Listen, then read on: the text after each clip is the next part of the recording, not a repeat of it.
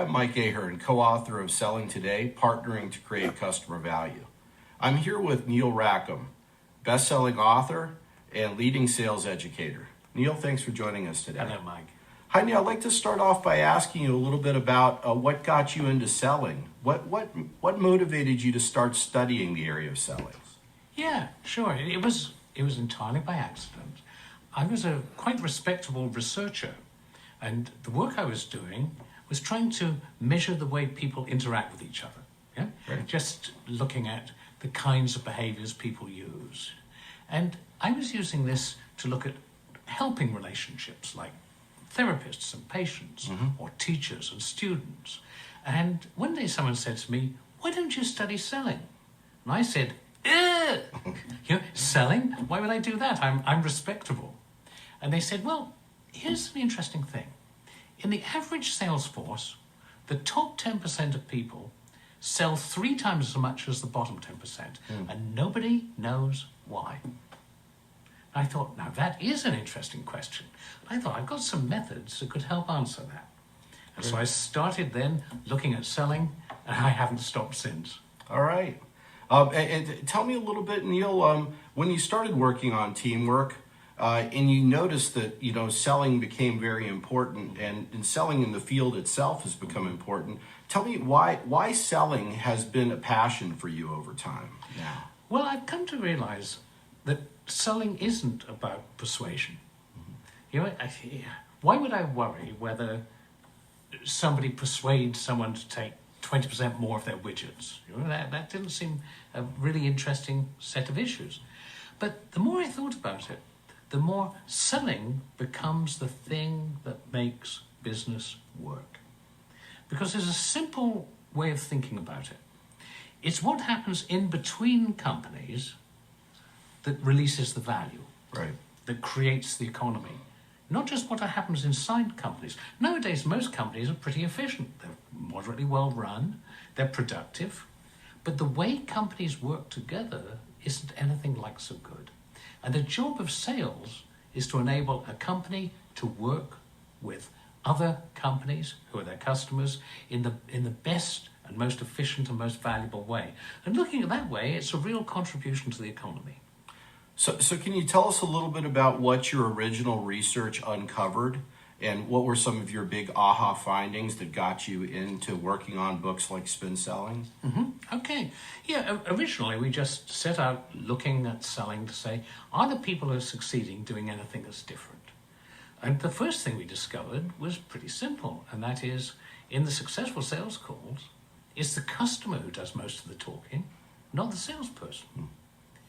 We also found salespeople who went in there and tried to push, get across the products, they would succeed in low-level selling, where you could make the sale in just a single call, or where the value of the product was fairly low. And they could succeed by enthusiasm, and they could have a rather aggressive type of selling, and that would work. But the moment you got into high-level selling that took many calls, the rules changed. And until that time, no one had ever thought of a difference. The old theory was selling is selling. In fact, there was some research done in the 1950s that said the first 30 seconds of a sales call determines your success more than anything else. Now, it so happens that research was done on students selling magazine subscriptions. So if you knock on a door, if you don't have a good pitch within 30 seconds, the door closes. Right. But IBM was teaching its mainframe computer salespeople who were selling multi-million-dollar pieces of equipment that the first 30 seconds was the most important thing. Because at the time, that was the only action research. And of course, as we know, it's not. It's not really important at all. And yet, you can only teach the things that you know. And as we began to develop more sophisticated models of selling, we realized it was entirely different things. Questioning skills, in particular, came out as being hugely important. And successful people have a pattern of questioning. They ask the kinds of questions which clearly gain some initial understanding, but what they're doing is that they are seeing themselves as people who solve problems for customers. And if you don't ask about the problems, you can't solve them. So they asked a lot of questions about problems. But the really good ones, the top people, had a very different strategy. I might ask you, if I'm an ordinary salesperson and not that good, I'd say, Mike, do you have a problem with this? Mm-hmm. And you'd say, yes. And I'd say, let me tell you how our product can solve it for you. So I'd jump in with answers. We found that the top salespeople didn't give their answers, didn't give their solutions until very, very late in the sales call. And what they were doing was they were taking the problem and they were going into more depth. They were looking at its implications. So they'd be more likely to say, Mike, does that problem mean it's slowing down your other functions? Is that upsetting your customers? Right. What effect is it having? And then when we looked at the very top salespeople, they asked another type of question too. Questions about value. Questions about, why is that important? How would that help you? Mm-hmm. Because the mistake that people make in selling is, if the customer says, your product's great, they say, fabulous, I'm glad you think so. The really good people say, why? What's so great about it? Tell me what you like. Tell me how it would help you. Because they get the customer talking in the customer's own words about how helpful a solution might be. Things like this came out of the research. So that's really what, as you were talking about this implication, that's really where the sort of the heart of spin comes from, right? So yes. The implication part of spin. So so when you were thinking through the spin situation, problem, implication, need, payoff, what made you think to yourself, well, let's come up with that acronym and let's think about this I in spin? Yeah. Well, the interesting thing is the S, P, and I are the same in almost all languages. In French, situation, problème, implication, same in German. So in most languages, situation, problem, implication are well understood terms. The difficulty was you had the SPI. What should the acronym be? And think of the questions in the last type of questions being questions about value. So the obvious acronym is SPIV. But you'll tell from my accent that I'm a Brit. And in colloquial Brit, SPIV is a guy who comes to you in the street and says, you want to buy a stolen watch? And so it was two down market. So we called it spin, and we did this in the days before spin meant what it usually does now. But it's not a great acronym, it's not a great name, but it's stuck and it's widely used. Well, it's very memorable. I mean, and I would say that it's one of probably the most memorable selling techniques that's out there. You talk to any salesperson, it's had a tremendous impact on people. Certainly, something like 6 million people have bought the book over the years. And at one time, maybe even now, more than half of the Fortune 500 trained their people on the method. So it's a very, very well-known method. But the reason why it's been successful, I think, are two things. Number one, it's based on research. And not many people had done any research in this area before this came along. And the other is, it's about the bigger and more complex sale. And here's the important thing. Smaller sales, simple sales are going away. More and more they're going to the internet. They're being run, controlled by marketing, not by sales. So the sales job of the future will be about the larger, more complex, more sophisticated sale. And that's what this spin model was designed to work on. Well, let me ask you about that a little bit. I mean, you're going in a direction I think that would be really valuable for the students to learn about, which is you're out there working with companies all the time. What are the biggest trends that you see right now in selling and the markets? How are they evolving right now? Perhaps the biggest single trend is this. In almost every field, there's competitors everywhere.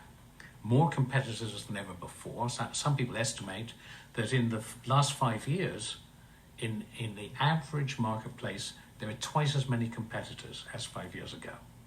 So most companies have competitors, and most products do the job perfectly well. So what's happened is the difference is no longer in the product. And for example, you buy a car 20 years ago, And the difference in the number of defects on delivery between the best and the worst was more than 50 to 1. Today, it's much less than 2 to 1. Yeah? Yeah. In every field, products have got more reliable, the quality is better, the price is very similar. And so, how's the customer going to choose today?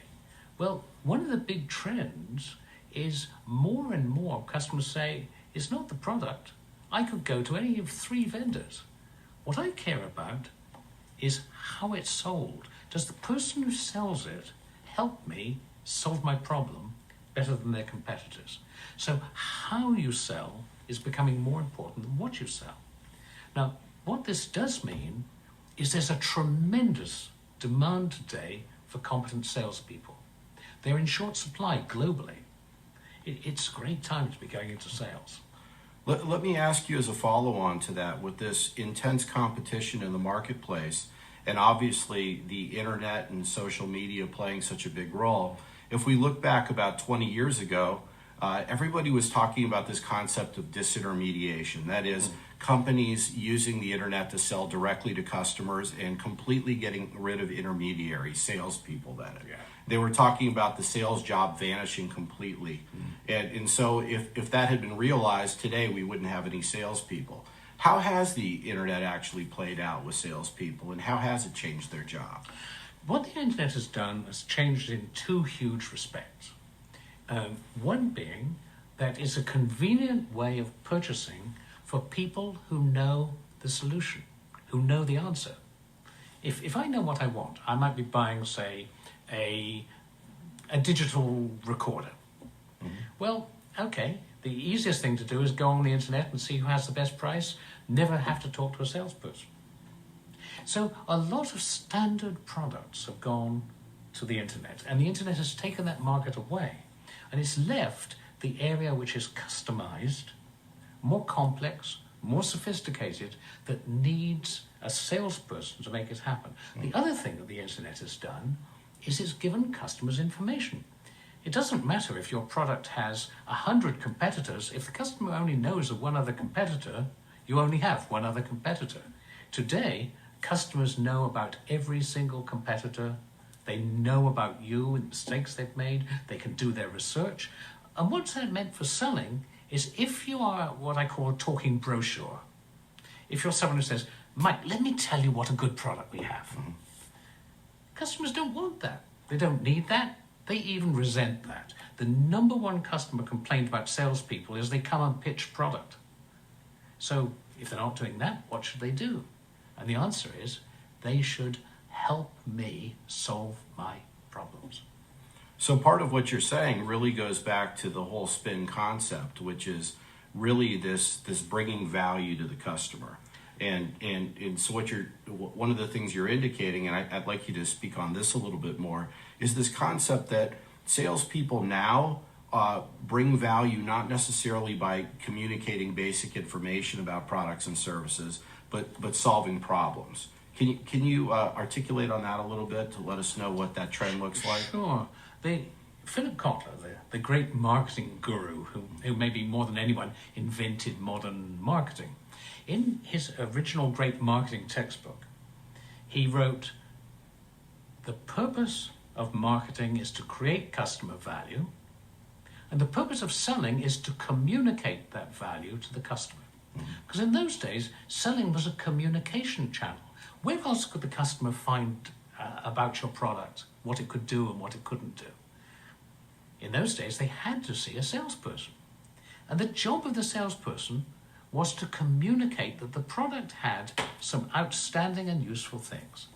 Well, today that's no longer true for 2 reasons. One reason is products are more similar, so other competitors' products could do it too, so your product doesn't have something special to communicate.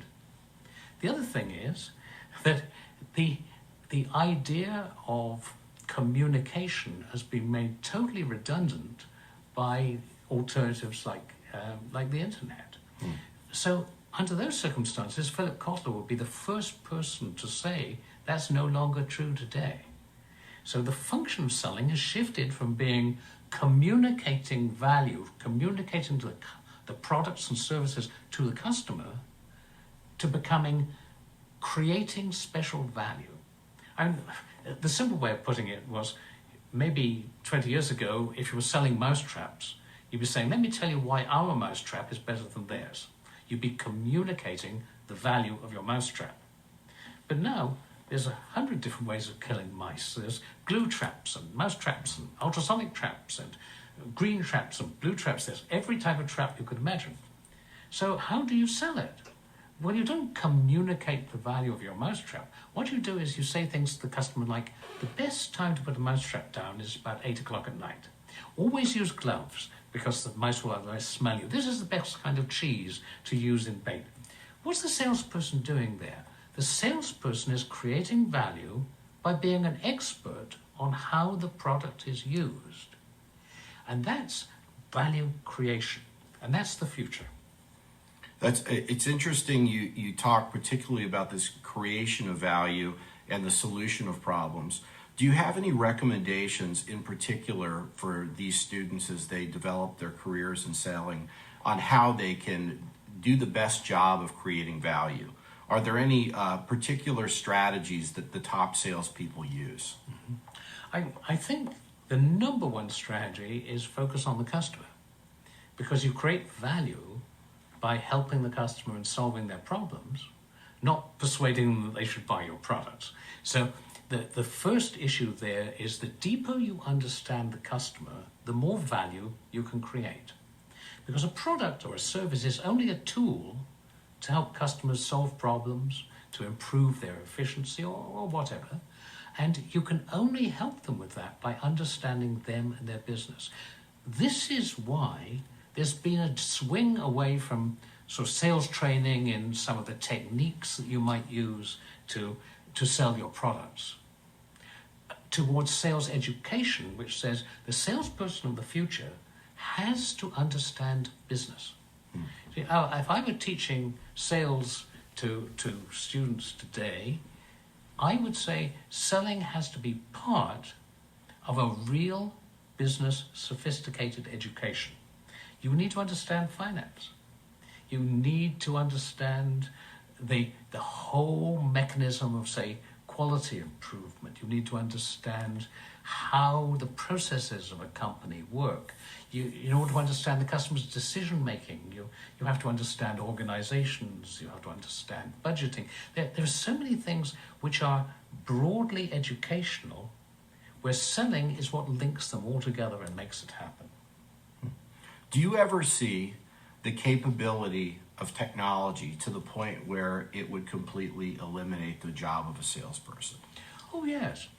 The lower level jobs, like just explaining the product, showing how it can be used, you can increasingly automate that. And even some of the higher level ones. When Haworth, the furniture manufacturers, were finding on their modular furniture, out of 6 million combinations, their salespeople were selling less than 1,000.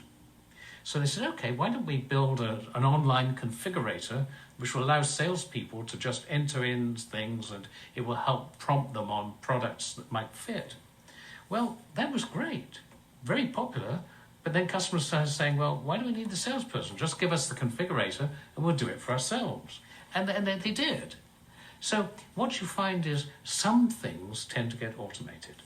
What you can't automate at the moment, and maybe not in the foreseeable future, you can't automate creativity.